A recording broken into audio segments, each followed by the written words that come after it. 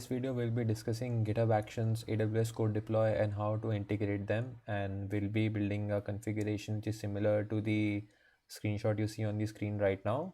So let's begin. So firstly, what is the need of automated deployment? So firstly, whenever we try to manually deploy an application, so there are a number of problems associated with it. First of all, it is very time consuming because you will have to assign a separate person who will be redeploying your code on the instances or your on-premise servers every time a new revision takes place. And secondly, it is error prone because it has to be manually repeated, so there may be chances where one may forget a crucial step for the deployment. Third is difficulty to scale. If my traffic increases by 10 times or 3 times, so I will not have the option to deploy or create new instances for the application. So this is where automation comes in, and we'll be getting features like consistency, speed, and reliability by automating this.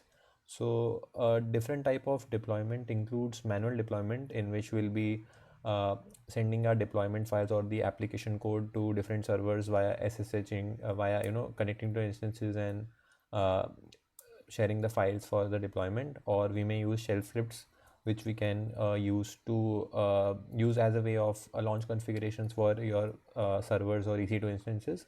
And thirdly, and the thing we'll be targeting in this video, will be CI/CD pipelines. So in this video, firstly, I'll be talking about what is our deployment method here, and we'll be learning about AWS CodeDeploy. Not learning, but exploring AWS CodeDeploy. So I've jotted down some of the points here on my screen. Like, it is a fully managed service, and it automates software deployments to various environments, and it has features such as blue-green deployment, rollback support, integration. It's better if I switch to the official documentation of AWS CodeDeploy. So yes, so this is the documentation by AWS, and as you see here, they have mentioned that this service is capable of automating application deployments to Amazon EC2 instances, on-premise instances, or serverless Lambda functions. In this video, we'll be targeting EC2 instances, but if I give you an overview, here it is, that CodeDeploy makes it easier to rapidly release new features, update AWS Lambda function versions, avoid downtime, which is a major concern nowadays, avoiding downtime, and handling the complexity of updating the applications. So benefits of AWS CodeDeploy, you can go through this all. It is mentioned in the features below, like I have mentioned in the previous slide. But overall, it is useful because we will be getting a managed service, which means that we have to only give a few commands, and automatically instances will be created if there is high traffic, and we will not have to check every time that if the function is running correctly or not, because we would already run some scripts which will be doing that for us. And we will not be losing our customers or the users of the website whenever a update is being pushed, because it will help us to avoid the downtime by using blue-green deployment, or diverting traffic to new instances, something like that. And it will be easier for us to roll back to previous version if in case there is any problem during the deployment. And now let's look. Okay, so to understand how CodeDeploy internally works, or what is the steps required for configuring AWS CodeDeploy, I will be using this flowchart, which is present in the documentation. Firstly, we have to create an application name. We have to then specify the deployment group. Then we have to upload a revision. What this means is that we'll be first creating application unique identifier for the application which we want to deploy. For example, project 1, project 2, or React instance, etc. And then we can specify like, suppose if I have 5 instances and I have given tag to 2 of them that these are for dev. So I can specify that on the EC2 instances which are labeled as dev, you have to deploy it in that instances. And by uploading revision, it means that we have to commit a change to GitHub repository or any other version control system, or we can upload the code files to S3. And after that, deployment step works, and after that we can check the results by monitoring and logs, and we can redeploy if any error occurs. For a detailed view, we can see that firstly the application name has to be created, like application has to be created. Then we have to set up a deployment group by specifying the deployment type. This means that we have to choose whether we want a blue-green deployment or a one-at-a-time deployment or any other strategies. We can also link it with Amazon SNS notification such that we can send notification to ourselves or our organization that okay, now so the application has scaled, or like the app deployment is successful. We can set up notifications. We can also set up alarm based deployment management. What this means is that suppose for an instance 80% CPU usage is being recorded, so we can start up a new instance and divert the traffic. And also we have automated deployment rollbacks. And we have whenever we deploy the application revision to the deployment group, the code deploy agent, so this agent needs to be present on the instances. I will talk about this in the later stage, but you have to have a code deploy agent on the instances which are connected with the AWS code deploy. And it will pull the application changes from the Amazon S3 or GitHub to that instance, and then it will use the app spec file. So this is a custom or a required file for AWS code deploy. It specifies certain hooks, like what it has to do after installing, what it has to do before installing, how to start the server, how to validate the service. So we can define different type of scripts and we can link it with the app spec file. So it gives like a lifecycle description to AWS code deploy and how our application needs to run. And then we can check the deployment results, and we can redeploy a revision if there is any bug or deployment in a different order we want. So different components of AWS code deploy include application. We already discussed this. Second is the compute platform, which means that we are choosing on-premise instances or serverless instances, serverless environment or Amazon ECS. So we can read this. And third is the deployment configuration. So it defines the success and failure conditions used by code deploy during a deployment. So it means that we can choose how the traffic is routed during a deployment that uses ECS or Lambda or on-premise instances. And then we have the deployment group, which is a set of individual instances. Usually they are tagged as mentioned. And another thing is the deployment type, in place deployment or blue-green deployment. So you can go through more of this for information. And instance profile, this is something that we have to specify for the AWS code deploy, because we have to give it permission to access the files present in the S3 bucket. For example, in this project we'll be giving AWS code deploy the permission of S3 list and S3 get object, so that you can list the content present in the S3 bucket and then use it for deployment. And a revision, which is the specific update to the application which we are making. And service role is another IAM role which we can use to perform the actions which are required. For example, if I'm creating a new instance after some other task or something like that, so we can use service role for that. Okay, so moving on to the next part of the project, we'll be creating a CI/CD pipeline using GitHub Actions. And I just want to take some time and explain how GitHub Actions is working. So first of all, in this screenshot, as you see on my screen right now, there are several things mentioned. First is event, then runner 1, runner 2, job 1 and job 2. So by event, it means that whenever suppose a code change is being pushed to the main branch, or there's a PR merge or PR close, so that is known as an event. And second thing is job. So job, it is a wrapper for multiple actions. For example, if I want to create a new Docker image for an application and then push it to my Docker hub, so that is a job. Or if I want to test something, so testing is one job.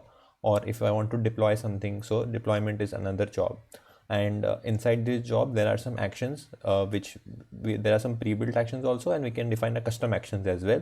And these actions run on separate isolated environments which are provided by GitHub, or we can also use our self-hosted runners. So basically runners are the things or the servers which run these jobs.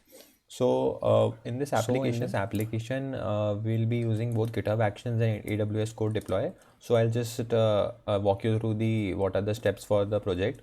So first of all, whenever there will be a code change or like an application update, we'll be pushing that to the main branch, and our GitHub will be configured via an IAM role, which will allow it to give access for creating new instances or interacting with AWS Code Deploy. So basically we will be authorizing our GitHub account with my AWS account.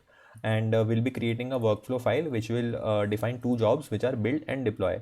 So whenever there will be a code change, first of all the build phase will run, and in the build phase we'll be creating a new build using npm run build, and we'll be publishing the scripts, the build file, and the app spec file, and we'll be uploading it to the S3 bucket. This will be our build phase. And for the deployment phase, we'll be first of all we'll be reconfiguring, establishing a connection with AWS and our account, and then we'll use AWS CodeDeploy command to start a deployment. So in the deployment, it will fetch the new version of the changes, like a new build file, and it will use that for deployment to the load balancer environment, which consists of two EC2 instances. So like an application environment is basically two EC2 instances which are backed by a load balancer. So on this environment, our application will be redeployed. So for this, firstly we'll have to create some resources. So for that I have created a CloudFormation template file, and I'll be explaining that in the next step. Okay, so on my GitHub profile, I have already created a detailed documentation on how this project works, so you can check it out. And I'll be explaining the CloudFormation template file, which we'll be using to create the required resources. So first of all, in this file, we have mentioned some parameters. I'll explain about this later.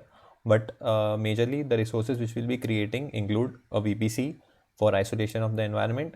Then we'll be creating an internet gateway, and then we'll be creating two public subnets where our application will be deployed, and then we are associating that public subnets via public route table. We are associating it both public subnet route 1 and route 2 association, and then we'll be creating IAM roles. So the first IAM role is web app role, and it will allow to give the EC2 instance the role of SSM managed instance core. So what this means is that we can manage the AWS system core functionality to enable the AWS system manager core functionality, and this is a AWS managed policy, and basically it will allow the SSM agent to describe association, like it will be configuring the EC2 instance to be an SSM agent, which is the code deploy agent. And after that we'll be giving it permission also to access S3 buckets like get object and list bucket. Then we'll be creating a OIDC provider. What this means is that we'll be authorizing our GitHub with AWS. So for that we have to create a OIDC provider. I've explained this in the Kubernetes video as well.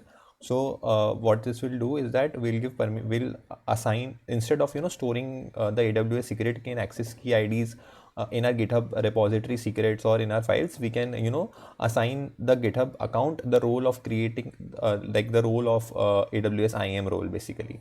So like in the workflow, instead of configuring the AWS environment, we'll give the GitHub a role which will allow it to interact with the AWS resources. So this is for the OIDC provider is for that.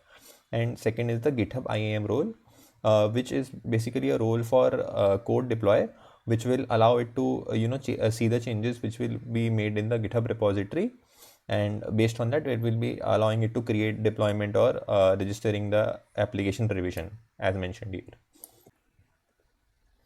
Okay, so next we'll be creating the web application, which is the code deploy application, and I'm giving it a name as code deploy app name with ASG. I have taken this from a AWS tutorial, so I will link it in the description, and make sure that you check it out because they have explained it with much more information.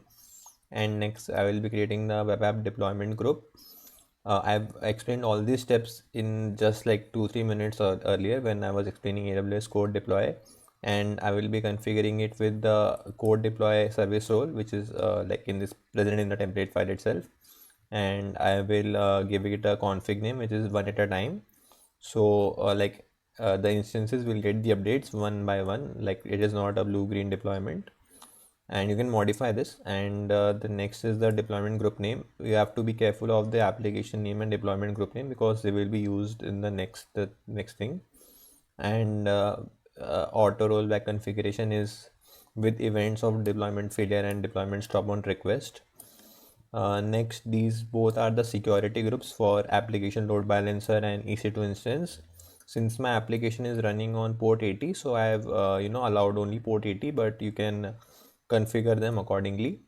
and the next is an S3 bucket, which will store the build folder for the React application that I have created. And next is the code deploy role.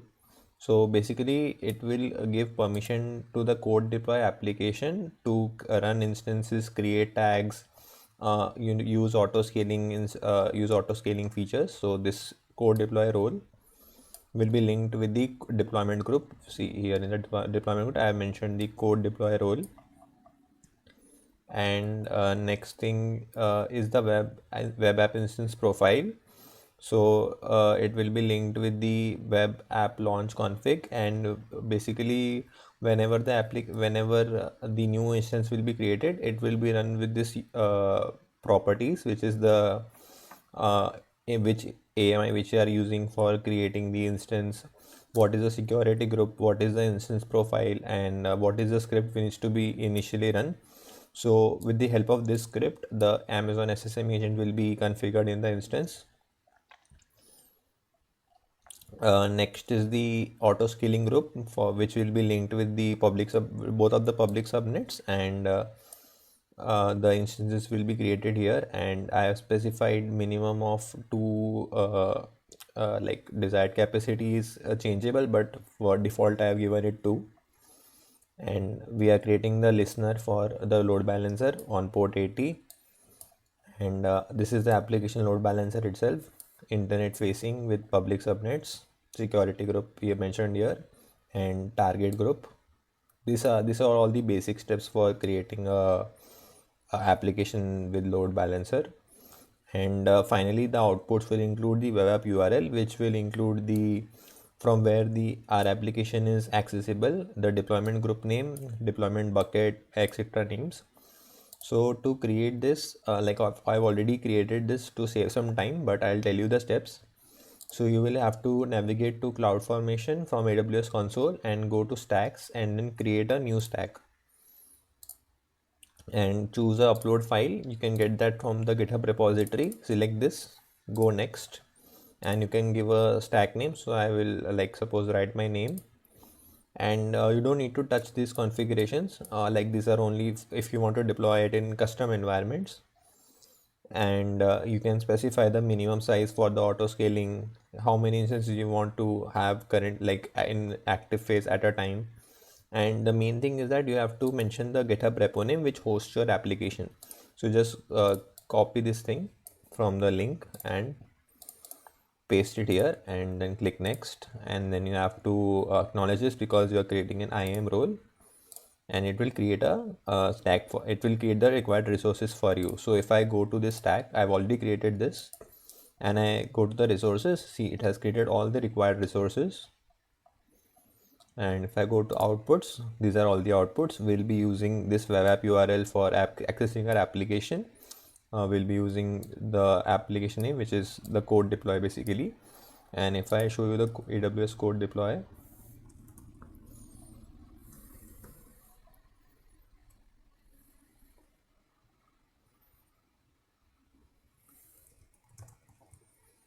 code deploy, if I go to code deploy, you will see, okay, we'll go to this applications. So the application is visible here with a deployment group. Next thing is that you have to establish the OIDC connection with GitHub. So I've already done it, but based on the documentation provided by Amazon, you have to create a new deployment. So go to deployments and create a new deployment. And here you will have to click on my application is stored in GitHub, this one, and you have to give your own GitHub name. So if when you do this, you will get the option of connect to GitHub. I've already done this, that's why I'm not getting the information here, but you can establish a connection via this. And let's see what are the next things. As like S3 bucket is created, I will show you that as well.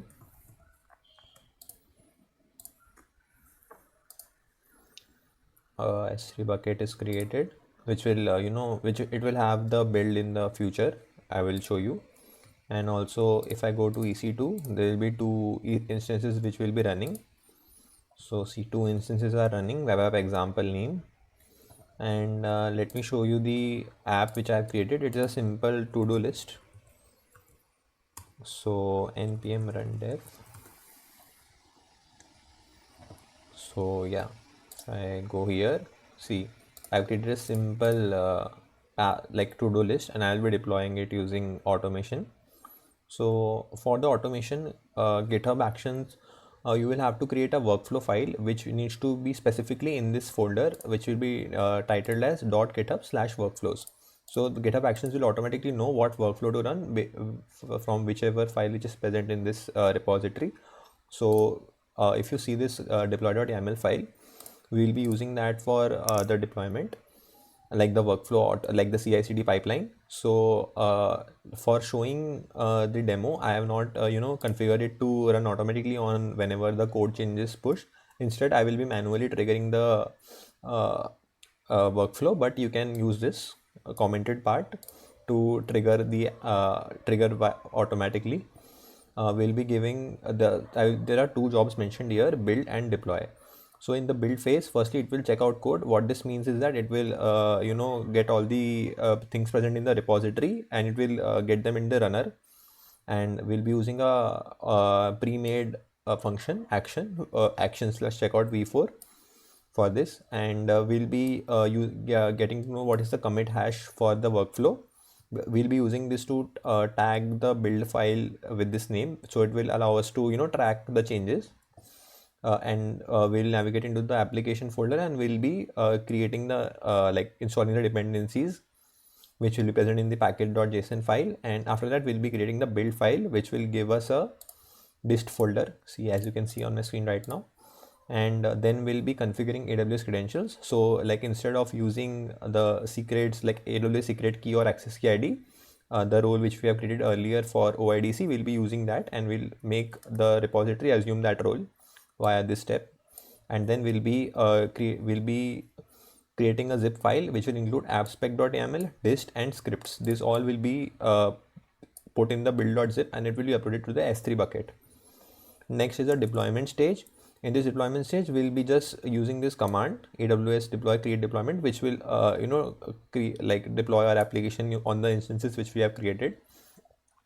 So before like giving you the demo of this, I will tell you how like the appspec file works. So in this folder of application, I have created the appspecs file. So it will tell the instances of what it needs to do once the SSM agent is configured, and whenever there is a new revision. So first of all, the application folder will be dist, which will be deployed on this location, which is for the Apache 2. And I have specified two hooks here: after install and application start. So whenever the SSM agent is installed, after installed script will run, which includes creating like the installing the Apache 2 and giving it necessary permissions to run the files. And the next is start server, which will enable HTTPD and start the service. So this was all for AWS code deploy. To go to settings, you have to go to GitHub Actions, general. Okay, not the secrets and variables. You have to go to actions, and you have to create two repository secrets.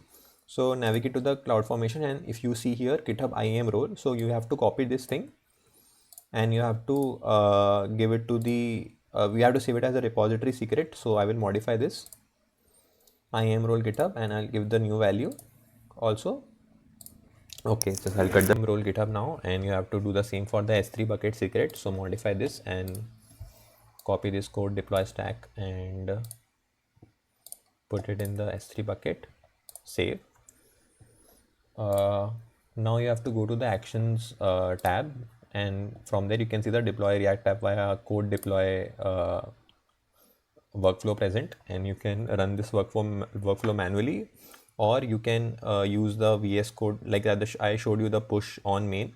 You can use that for automation, but just for demo purposes, I will trigger it from here. So whenever I click on run workflow and run click here, so it will start one CI/CD pipeline step.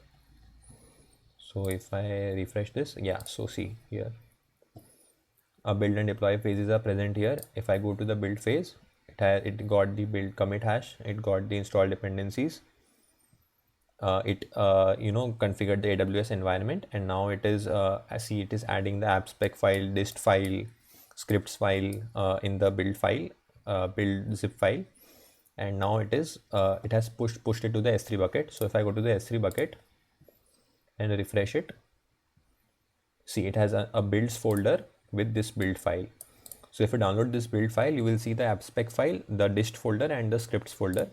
And now if you go to the deploy here, you will see that it has deployed to AWS CodeDeploy using the command. It has also given us a deployment ID for this. So if I go to the deployment here, CodeDeploy deployments, so see it has succeeded as well. This was the, see it is a deployment ID this, and it is the same here, and it has succeeded all the things. And if I now go to this web app URL, I will open this and see it has deployed the to-do list application. So application is working.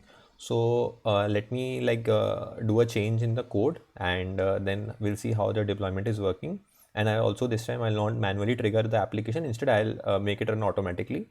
So go here and go to the deployment file and uncomment this part, and let's go to the application.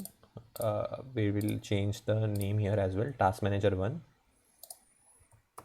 and I will deploy this deploy.yaml app.jsx, and yeah, that is sufficient for now. Yeah, so I will write demo1, I will commit and push. So it has pushed the changes, and now if I go to my GitHub and go to actions, see the workflow is automatically running now. If I go on demo1, it is building. It has built the React application. It is assuming the AWS role. Now it is uploading build to S3. So in a couple of seconds, we'll be seeing the change in S3. Okay, so it has completed this job. And if I go to the S3, I'll see now there are 2 build present, and now on the deploy phase, it is assuming the configuration role. It is deploying via CodeDeploy. I will refresh that page. It has given us a new deployment ID, and if I go here, deployments, I will see this is in progress right now. I will click this, and it is updating the instances. Succeeded. Okay, so now I will go back again on this link and refresh, and see task manager 1 is present here based on the changes. So okay, so that was all for the video. Thank you for watching till now, and I would just like to tell you that this project is available on my GitHub profile, and you can check this out and try it for yourself, do modifications, and let me know in the comments what changes you are doing, and if you face any errors or something, so that we can try to solve it together.